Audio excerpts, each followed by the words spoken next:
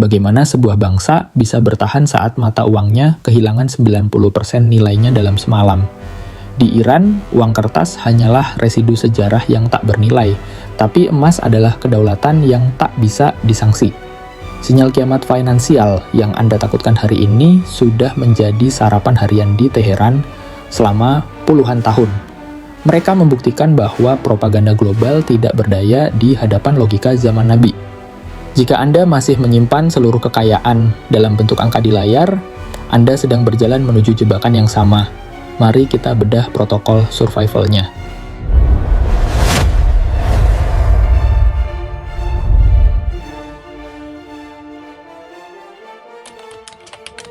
Kita tidak sedang berada dalam krisis ekonomi.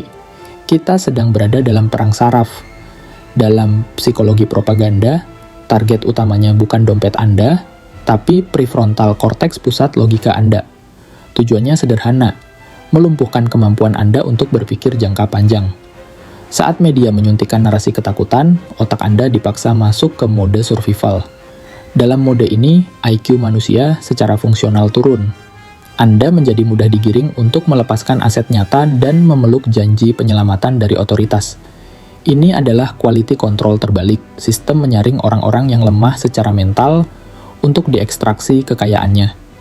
Jika Anda merasa panik, berarti mesin propaganda mereka bekerja dengan sempurna pada saraf Anda.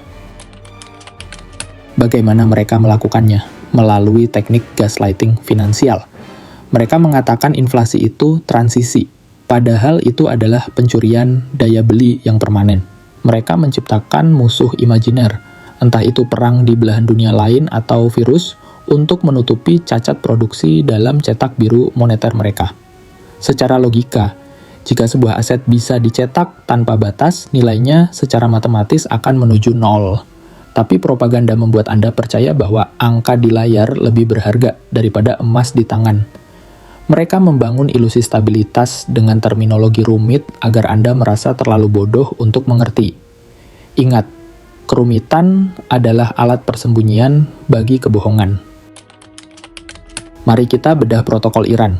Iran adalah contoh paling murni di abad 21 tentang apa yang terjadi ketika sistem global memutus akses sebuah bangsa.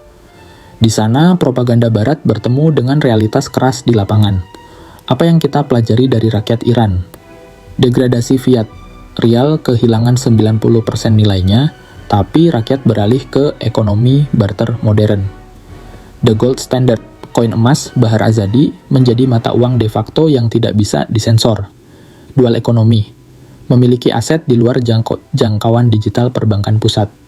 Di Iran, orang-orang yang selamat bukan mereka yang menyimpan uang di bank, tapi mereka yang memahami analisis zaman Nabi, memiliki komoditas yang dibutuhkan manusia lain secara universal.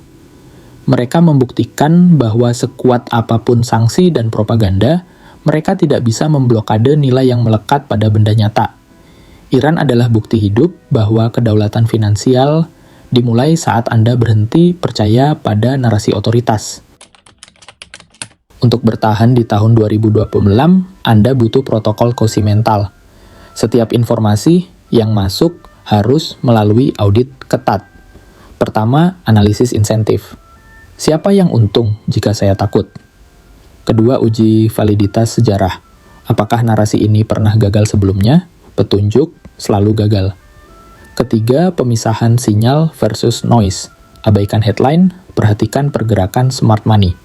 Rakyat Iran tidak selamat karena mereka pintar menebak arah politik. Mereka selamat karena mereka kembali ke fundamental.